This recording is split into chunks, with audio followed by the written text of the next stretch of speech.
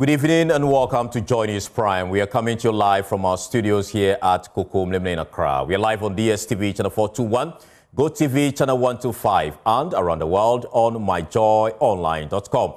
I am Carlos Galoni. And I am Faustina Safo. Tonight, thousands of weapons moved from the Ghana Armed Forces to national security under the previous administration remain unaccounted for. We have details as the Defense Minister reveals nearly 3,000 potential recruits face disqualification over eligibility concerns.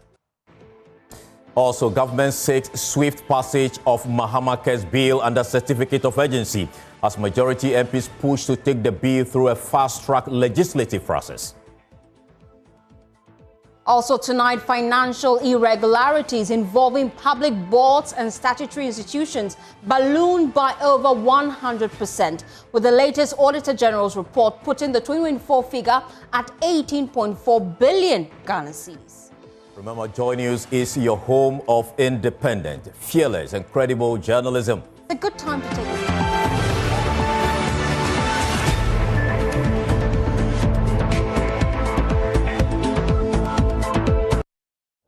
Thanks for choosing us. Now, in a shocking expose at the government's accountability series, the Defense Minister, Dr. Mani Bwama, unveiled a mystery shrouding the armed forces arsenal. Thousands of arms irregularly transferred from the Ghana Armed Forces to national security cannot be accounted for, sparking urgent calls for clarity. Dr. Mani Bwama revealed that the Ghana Armed Forces has formally petitioned the National Security Secretariat to probe this breach of military protocol. With a pointed reference to past governance, Dr. Mani Bwama pledged that the John Mahama-led administration will not allow such lapses in military logistics to go unaccounted for. But the reality is that to date, those ammunitions have not been accounted for. How the Ghana Armed Forces could transfer ammunitions to national security that doesn't have a fighting force in 2024 is a question that will definitely have to be answered. The Ghana Armed Forces has passed it on to the National Security Secretariat for the National Security Secretariat to investigate it, since they were the recipients of the ammunitions. But what we are doing is, under our watchful eyes, any such incidents will not be dealt with like the way it was handled in the past. So whilst we have encircled this and handed it over to national security for national security to handle, whatever will fall within our domain from January onwards, trust that we will deal with it the way the military knows best. Well, Dr. Mani Bwama also disclosed details on recruitment into the armed forces. He said the most recent recruitment drive took place in October 2021.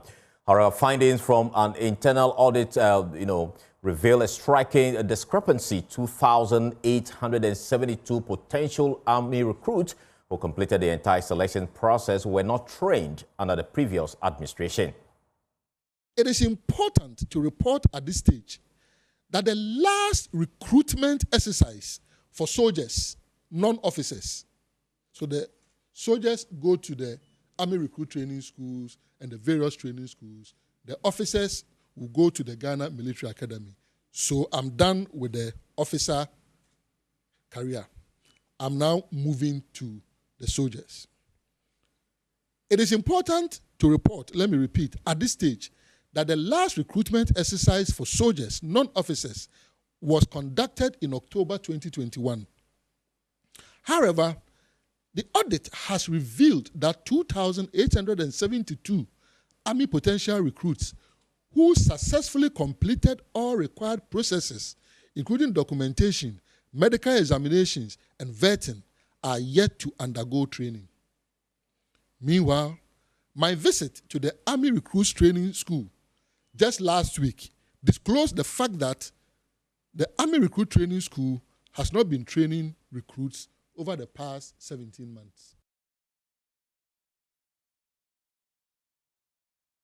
Well, this comes on the heels of Ghana's defense spending surging by over 60% when the government is planning to recruit 12,000 personnel into the Ghana Armed Forces this year. Well, lead data and research analyst Isaac Kofi joins me in the studio with details. Kofi, I'd like us to start from the budgetary allocation for this year and why it's exactly different from what we've seen in the past. Well, just before I came to the studio, I was checking the top 10 African countries with the highest defense spending. And unfortunately, Ghana is not part of it. We're talking about 6.4 billion Ghana cedis, just about $640 million. And in fact, this expenditure is so woefully inadequate. If you look at it from since, let's say, 2015, cumulative defense expenditure so far, that's about 24.6 billion Ghana cedis that we are talking about. And this year, we are talking about some 6.4 billion. And this had, so let's say, an increment of, let's say, 64% in terms of defense. Now, I want us to break the 6.4 billion Ghana cedis down and where this money will be expended. Ghana Armed Forces will take the biggest component or the biggest part of this 6.4 billion Ghana cedis, and they take 5.8 billion. And you know, when you're talking about defense spending, usually armed forces, because that's where the Navy is, Air Force, and what have you. And management and administration for the period of 2025 will cost 508 million Ghana cedis. Armed forces capacity building, just 15.2 million Ghana cedis for capacity building. And in fact, interesting. If you look at this figure and compare it to 2024 budgetary allocation, that was around 76 million Ghana cedis. It means this has been slashed significantly to just 15.2 million Ghana cedis. Now, a place like the Kofi Annan Peacekeeping Training Center, right? You would possibly project that it will have more budgetary allocation from defense. But if you look at the program-based budget of the Defense Ministry, they got an allocation which is a little bit about 50,000 Ghana cedis. 50,000? Exactly. And the rationale is that this possibly is a cash cow of Ghana's, military arrangement and all that, because you have more, donor supports and other things coming through. But if you are spending about 90% of your defense budget on just wages and salaries, the question is, how are you going to raise money to spend on CAPEX? And so in years where bilateral and multilateral arrangements do not come in and you do not get donor support, how do you spend on CAPEX when you are spending more than or close to about 90% of your defense budget on wages and salaries? But the president is clear that they have gotten clearance to actually employ or recruit some 12,000 persons to the military. Well, let's explore this further.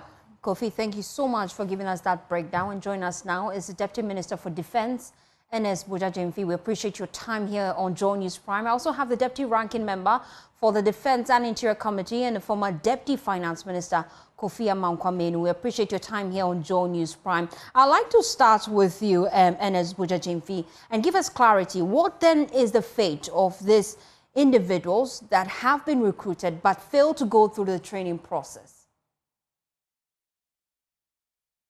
Thank you very much, and good evening to your cherished viewers. They are all encouraged to reapply. Very soon, the Ghana Armed Forces will start some recruitment and enlistment. And so those that still qualify and would meet the criteria are encouraged to engage the process again.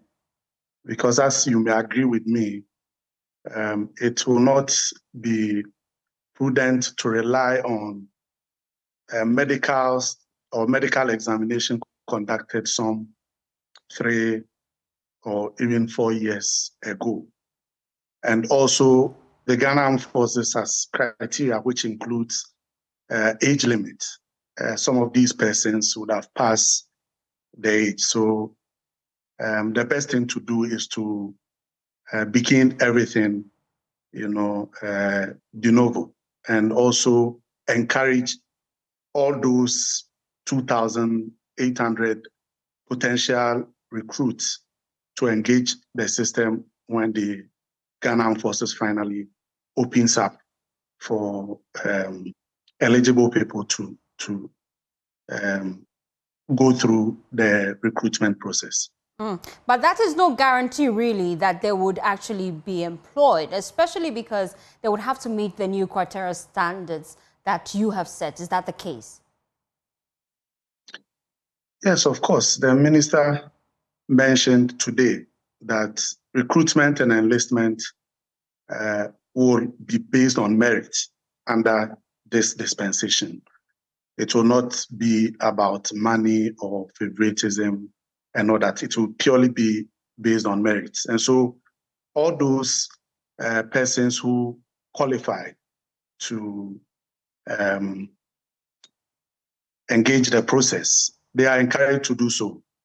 And all the persons who were involved in the last recruitment process, which since 2021 has not been implemented, are encouraged. Those that would still qualify per the age that the Ghana Armed Forces would publish are encouraged to apply and engage the process. I also see that the budgetary allocation for this year has gone up. What is influencing this spike? Well, if you check the allocations that was given to us by the Ministry of Finance and which was subsequently approved by Parliament, you would realize that the goods and services has really gone up. And these goods and services, not goods and services, sorry, I think compensation rather. Okay.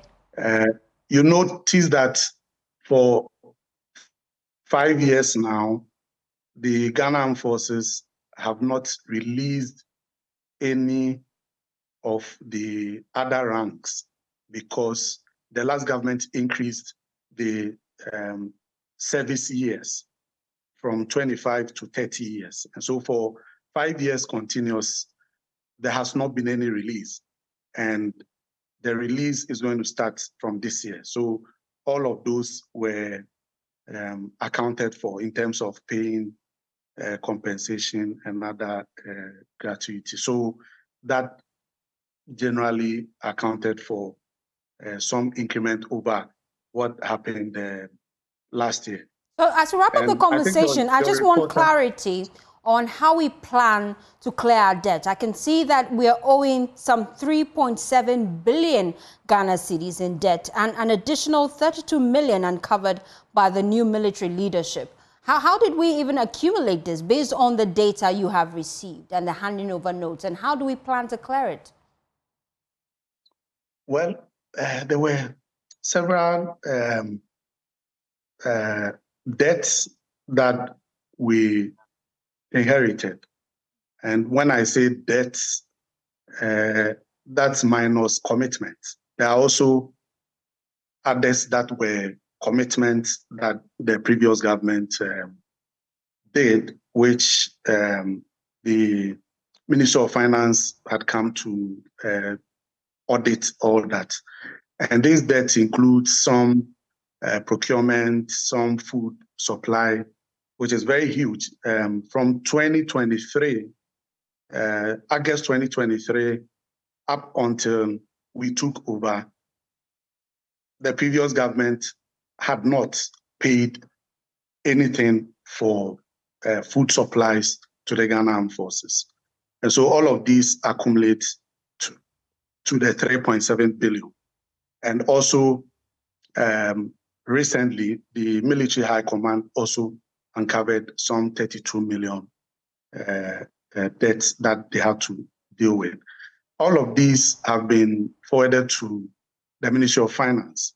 And the minister in the 2025 budget made allocations to deal with that debt. And so they came to do audits of all our debts, all our commitments, and all that. And so we are very positive that in a few weeks, the Ministry of Finance will start Thank dealing you. with these debts, which will include that of the Ministry I appreciate of your Defense. time here on Joy News Prime. Thank you so much.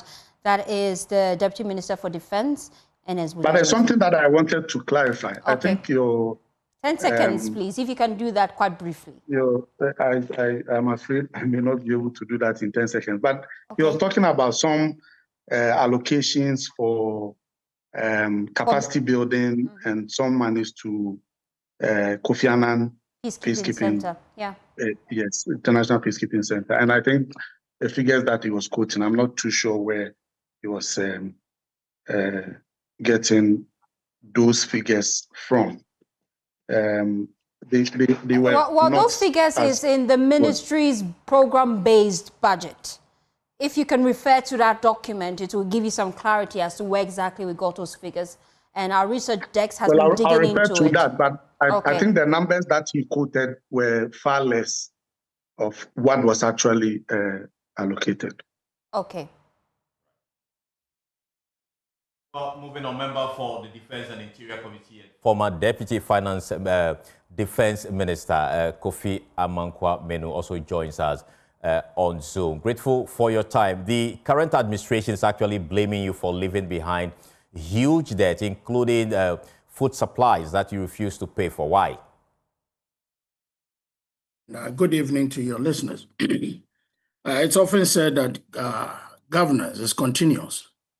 We inherited much the same way, huge debts from the NDC, we paid. So as and when monies are made available, we pay. I mean, looking at the infrastructure, development undertaken by the Akufo-Addo government to really put the Ghana Armed Forces in its right place. Obviously, we're going to incur some debts. We had the barracks regeneration, where accommodation were provided for the Ghana Armed Forces. I think the minister in his presentation today talked about accommodation. There was the need to do that. We were faced with different and new threats, security-wise. We needed to also provide, the security to deal with all these things. And so government came up with the construction of 12 FOBs with some logistical centers all dotted around various centers in the north. If you go to south in Insolebo, a new FOB for the Ghana Navy has also come up, a very magnificent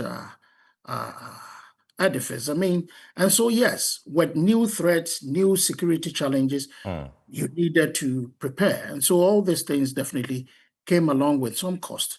And so if today we are having some cost against the Ghana Armed Forces, it's something which is going to continue, because when new threats emerge, you also have to deal with it with new technology and all that. How about the ammunitions that the defense minister spoke about that they cannot be accounted for? How about that? Well, I have spoken extensively about that, and I find that a bit worrying. Worrying in the sense that we have Ghana Armed Forces that is made up of professionals and people with the needed competence to manage all these things. Now, whenever ammunition is brought into the country by way of the Ghana Armed Forces, meticulous records are kept by the Ghana Armed Forces. Every now and then, agencies within the security architecture of our country, i.e. the police, national security, when they need any assistance, sometimes they do fall on the Ghana Armed Forces. And when ammunitions are given out, records are kept. And so it is not difficult to trace these ammunitions. And for the minister, my worry is that for the Minister of Defense to come into the public domain, to put out there, looking at all the problems and the threats facing this country, and then you come out to put this news out there, something that you don't need a rocket science to trace. That for me is a worry. It's a worry. One will say that you are causing unnecessary fear and panic. Yes, you don't really need to do that because you have all the arsenals at your disposal to really track and trace the whereabouts of these ammunitions if indeed they are gone missing. But I don't really think that they are gone missing because if ammunitions can go missing from the Ghana Armed Forces, then we have a problem. Right. Then we have a problem. Finally, before I let you go, let's talk about the over 2,000 recruits that you got them enlisted but could not train them, knowing very well that the Finance Ministry did not give you clearance to actually do so. Why did that happen? I think that we need to differentiate enlistment and recruitment. Enlistment really is for the officers, and then the recruitment is for the soldiers, other men. Yes. And so, yes, the 2,872 was for the soldiers' recruitment. They went through all the processes. Before one actually goes for training, you have to go through a series of processes. All these processes they went through. And before they go to training, you need the Ministry of Finance giving you commencement. That is the fact that, yes, we have monies here that can take care of the soldiers going for training. That was factored into our budget. But as it is the case, when you send the budget to Ministry of Finance, you are not given, all that you need, as and when you are given a certain amount, to keep body and soul together. And so when they had gone through the processes and were about to start training, the commencement we needed from the Ministry of Finance did not come through. And then we were also inching towards elections. And so, yes, we couldn't. Without the commencement, there was no way we could take this man Thank you. who had this attack to serve, for training. And that is what really brought about this problem. Right. Thank you so much for speaking to us. Well, still on this, we told you earlier that the Minister for Defense, Dr. Mani Buama, has also been making some startling revelations about the financial challenges currently facing his ministry. Speaking at government's accountability series, Dr. Mani Buama disclosed that the current military high command has uncovered a previous unreported debt amounting to $32 million. Challenges we are confronting. Let me first acknowledge with candor the Ministry of Defense, like all critical institutions of state, inherited substantial constraints in January 2025, some of which continue to test our resolve daily. We inherited a staggering institutional debt burden of over 3.7 billion Ghana cedis. Debt that was recently uncovered by the current military high command of over $32 million owed by the Ghana Armed Forces. These legacy debts continue to constrain our ability to invest adequately in critical defense priorities and warfare infrastructure. Well, government is seeking to pass the Ghana Medical Trust Fund bill under a certificate of urgency after presenting the bill to Parliament. And news just in shows that has already been approved. Now, the fund, also known as Mahama Cares, is an initiative aimed at providing financial assistance to individuals living with chronic diseases across the country. Majority Chief Whip Roxanne Nelson Dafamakwa explained that the government needed the bill passed expeditiously. Indications from the sponsors of the bill is that they wish this can be taken under a certificate of urgency. So I pray that indication But honorable leader, Mr. Speaker, the indication will be given to us by the committee.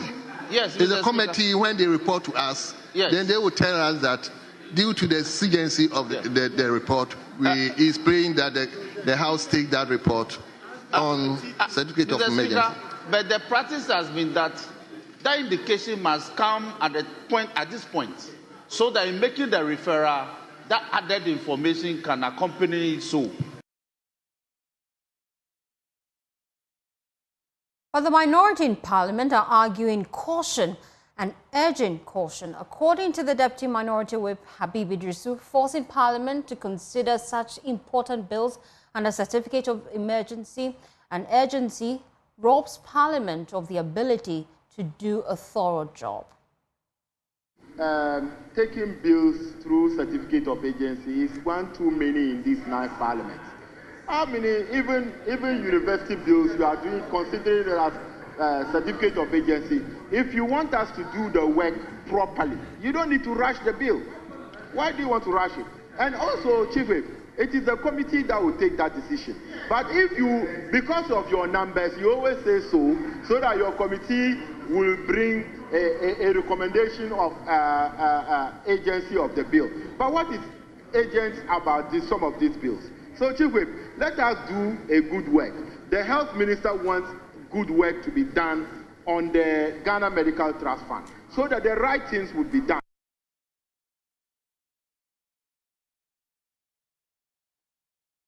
Well, Second Deputy Speaker Andrew Amoako-Esiama referred the bill to the Health Committee and directed that the committee consider whether the bill must be considered under certificate of urgency. The Health Committee should look at the exigency of it and recommend to the House if we need to take it as an urgent matter. Well, we understand the bill has not been passed, but Parliamentary Affairs correspondent Kweku Asante joins us via Zoom for more on this. Kweku, what is the state of the bill as we speak? Has been dealt with in terms of the matter being dealt with as a certificate, as an urgent matter. So about 2 hours now, the House has been haggling as to how exactly they need to proceed with this matter. The minority leader, Alexander Afenyo-Markin himself, walked in. There was a lot of opposition to this bill being taken under certificate of urgency. They urged that this matter be at least considered tomorrow. They do not appreciate why the NDC MPs want to push this through by this very evening. And so that conversation was had. And in fact, there was even the matter about who had signed the bill approving the committee's report for this bill to come by way of an urgent matter to be done. Adamu Ramadan, member of Parliament for Adenta, he's not a chairman of the committee, but he signed this report on behalf of the chairman who has not been around. And so there was some haggling on. The minority continued to insist they were not going to allow this to be done. But ultimately, they haggled, they went on, and then they were able to achieve some common ground. So the papers were laid, the debate ensued, and then just when I joined the Zoom, Parliament approved that this matter be considered under a certificate of urgency, which means that the ordinary procedure for a bill to go through, which normally takes time, sometimes months and even years, will all now be sidestepped for the bill to be expeditiously dealt with. And so that has been done. What is being done on the floor now is that a bill is being taken at the second reading, which will mean that the House will debate the memorandum and the report of the committee on the object of the bill. They will debate that, and if they have time, perhaps this very evening, they'll go ahead to consider the clauses in the bill. We don't expect that will be done this evening because per the other people have seen, that has not been printed on it. And so perhaps tomorrow. But because this matter is being considered under a certificate of urgency, we expect that by Wednesday, Parliament would have approved this bill, the Mahama Cares, for it to take effect. Right. Thank you so much. Well, let's explore this further. Member of the Health Committee of Parliament and MP for Abakwa South, Dr. Kingsley Ajiman, joins us live here on Joy News Prime with more on this. The minority already opposing this, but government is going ahead. Your response to that?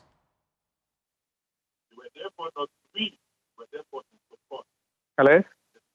I can hear you loud and clear, Doc.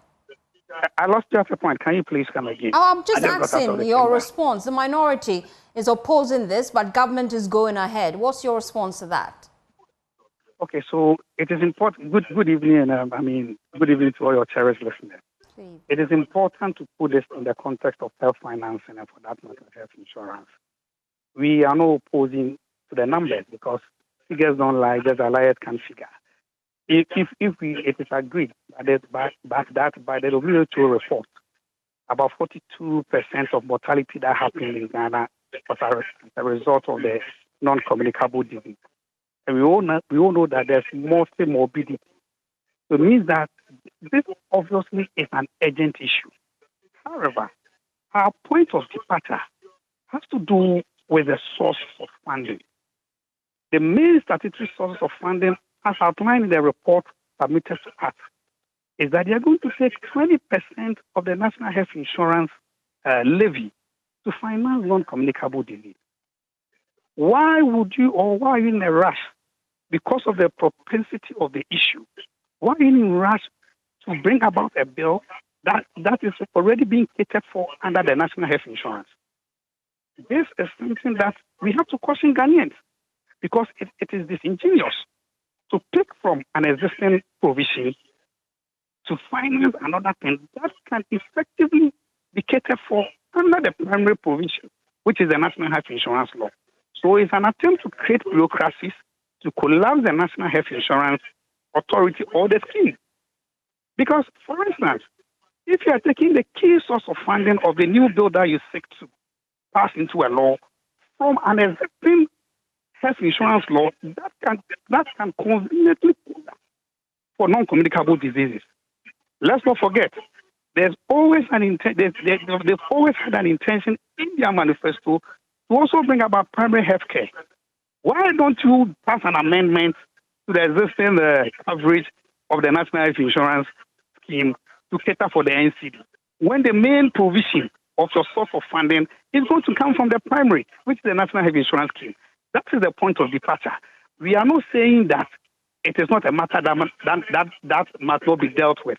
It is a matter of urgency, because nearly one out of every death that happens in Ghana is as a result of non-communicable disease. So it's something that we all agree to. But the source of funding is disingenuous. Since you're against the source of funding, what alternative sourcing of the funds do you propose government can explore, especially when you admit that it's a good initiative? But you expect us, when they say that they have the men, we made our provisions known to them. We are saying to them that they should go and rethink about it. That is why Ghanaians voted for them. You can't come and take 20% from a system that is already struggling to fund another thing when it can conveniently cater for it by the primary provision. You see, the urgent nature of this matter, where nearly one out of two deaths that happens comes from non-communicable disease, means that you need a more robust financing. They were unable to show us any actuarial memorandum that even states or supported the need for 20%. Looking at the gravity of the data that is available by the WHO, where about 43% of deaths in Ghana or mortality in Ghana was attributed to NCD, it means that it could even be possible that the 20% may not even be enough. So why don't you make an amendment to the coverage so that it is covered under the National Health Insurance Scheme? You are setting up this fund. This 20% that you are going to take, you are going to run offices of the medical trust fund across the nation. Something that is already in existence. Thank you so much, Dr. Kingsley Agyemang. I see how passionate you are about this. However, we have to move on. This is still Joy News Prime. We'll take a short break. We'll return with more. Please stay.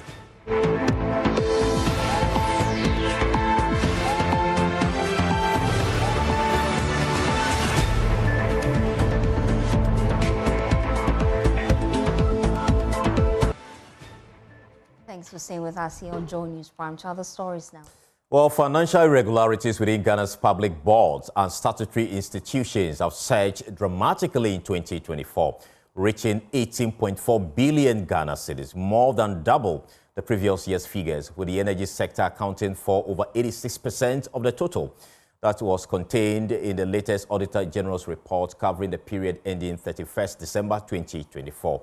Well, Joy News Research has been analyzing the findings, and lead data and research analyst Isaac Kofi joins us with key details. Kofi, first, give us the breakdown of this 18.4 billion Ghana cedis. So usually when you talk about irregularities, our minds go to payroll, but this time around it's different. The biggest component of this 8.4 billion financial irregularities we saw in 2024 came from loans that were that you can actually recover. And then also, if you look on the other side, you look at cash irregularities in excess of 4 billion Ghana cedis. There were also contract irregularities, which in excess of 800 million Ghana cedis that came in 2024. this 18.4 billion Ghana cedis you're seeing is actually an uptick from the 8.8 billion cedis we saw in 2023. And don't be scared about this figure yet. If you look at the cumulative cash or financial irregularities of boards and statutory institutions under government since, if you look at it between 2020 and 2024, we are looking at some 72.4 billion Ghana cedis in irregularities. If you bring it into dollar terms using the current rate, we are talking about $7.3 billion US dollars in irregularities. If you rank the ministries under which some of these irregularities occurred, usually you point fingers at the finance ministry. But this time around, the ministry that came first was the energy ministry, followed by employment and labor relations. And in there also is the roads and highways ministry, department and agencies under all of these ministries recording very, very high, irregularities. And to end it is the fact that if you actually compile all the irregularities between just 2020 and 2024, financial irregularities in public boards and statutory institution is around 72.4 billion Ghana cedis. That's the staggering figure we are talking about. In dollar terms, we are looking at $7 billion. $7 billion, or let's say $7.3 billion, yeah, roughly. All right. Thank That's you so huge. much. Well, Right. Thanks, Kofi. Away from that, in a bid to address growing concerns over security in forest areas, tensions have risen between government and the University Teachers Association of Ghana, UTAG. The defense minister has stepped forward to defend the government's efforts, arguing that progress is being made in tackling challenges in these regions. His statement comes in the wake of UTAG issuing a stern 3-month ultimatum to government, demanding tougher measures to address the situation in forest areas besieged by various issues. UTAG insists the commitment made in the National Pledge against illegal mining must be honored in full. Professor Amadou Akudugu is National UTAG President. I think that the time has come for us to really take this issue of Galamsey seriously. And it appears that we just talk and then we go back to bed, sleep, and then the business continues as usual for those illegal miners. Right. So we strongly, after reviewing what the government has done over the past 6 months, we strongly believe that we needed to remind His Excellency the President of the commitment he made prior to becoming the President of the Republic. Says drastic measures, including declaration of no-go zones and forest reserves under siege, should be considered. It says government has 3 months to end illegal mining or face their wrath. We want to see Galamsey absolutely, completely eliminated. We want to see our water bodies regain their integrity. We want to see our environment get back to its statutes. We want to see the health implications that are beginning to emerge in Galamsey communities and even communities outside the Galamsey areas. We want to see those emerging ailments reversed. And we want to have a country where there is rule of law and there is respect for our environment. And there is that commitment to ensure that we hand over as inherited from our forefathers an environment that can guarantee the survival of future generations. Well, to other stories now, a newborn baby abandoned in a public latrine in the Obuasi East District was miraculously rescued alive by the Ghana National Fire Service late Sunday night. According to officials, the incident occurred around 8 p.m. on Sunday, 20th of July. The fire service received a distress call at approximately 10:30 p.m., prompting an immediate dispatch of a rescue team. The rescue baby was immediately rushed to the Anglo Gold Ashanti Hospital in Obuasi, where medical personnel are currently providing care. Local authorities say investigations are ongoing to identify those responsible for the abandonment. Well, it was a mix of tears and triumph after a tense showdown as Yasantua Girls SHS staged a dramatic final round comeback to edge out Joabin SHS in the Ashanti Regional Qualifiers of the 2025 National Science and Math Quiz. The emotional win ends their brief absence from the national stage. Collins Frimpong has more. What a wonderful comeback from the girls. Yasantua Girls have secured a national championship spot. Last year they missed out. This time around they will be there. And they did it in a marvelous manner. A wonderful comeback for that matter. First round, second round they were trailing. Then the last radio they took advantage of it and they won. And they have qualified with 40 points that you'll be seeing them in the national championship in October in Accra, as well as the zonal championship. We can't say anything, but we say it's been God. We don't know what we did, but God did. Right. How about you? Yeah, the same thing. It was all the work of God. Everything that came, it was God that made it come. Today's contest was amazing. At the end of round 2, we didn't have any hope, but by God's grace, we made it. And we are coming prepared, that's what I can say. And my girls are so good. This year is different. You kept on, when you were asking them, you kept on saying last year, last 2 years. That's why it's the past. Let's focus on the present. And it's going to be massive. Just look out for Yasantua, that's all. But history, you can never leave out history. We can't leave out history, but we don't repeat history this year. And we are not repeating it. So just look out for us, that's all. The Ashanti Regional Qualifiers began today, as we expect 88 schools to compete in the regional qualifiers, and also 22 contests across 6 days, and zonal championship taking place on Monday and Tuesday. That will be 2 days. The Ashanti Region qualifiers began with Kumasi Academy in the mess when they won their contest to secure a national championship spot as well as zonal championship. Kumaka is coming, and we are here to claim the national and the regional champion. We don't fear any school. The trophy is ours. We don't fear Opokuware and OPC pressure. This wait, we are coming. Zero pressure. Thank you. Even though we have qualified, but this is the message to all schools. They should watch out because you pound on them like a leopard. The second contest of the day also took place, with Insutaman SHS and Ejusuman SHS all securing a place in the national championships. Ejusuman SHS came stronger in that particular contest, gaining 46 points. Well, it's time for showbiz, and Queen already, Becky Bex, Empress herself, joins me in the studio. Hi, Becky. Hi, Angel Fosti. No, the white really looks good. I've been told I look like a nurse today. But it's beautiful. The hair is amazing. I love it. But you know. Thank you, darling. You look dashing yourself. Oh, thank you. Say something else. It's all about. I think I love your color combination. I hope we have all the time.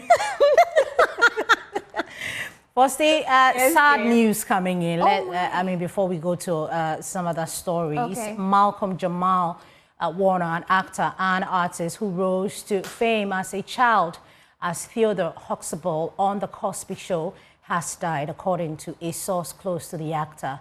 He was 54. Warner died in a drowning accident in Costa Rica, where he was on vacation with his family. The source said the native of New Jersey, Warner started acting at age 9, making appearances in shows like Fame. He was a young teen when he was cast on as the only son of Bill Cosby's character, Mr. Huxtable, in The Cosby Show, which ran from 1984 to 1992. Warner later reflected on the legacy of the popular Emmy-winning sitcom. Warner was nominated for a Primetime Emmy in 1986 for his supporting work on The Cosby Show. may his soul rest in perfect peace. Yeah, that's a sad one coming in. But our musicians have been working. They've been putting Ghana on the map.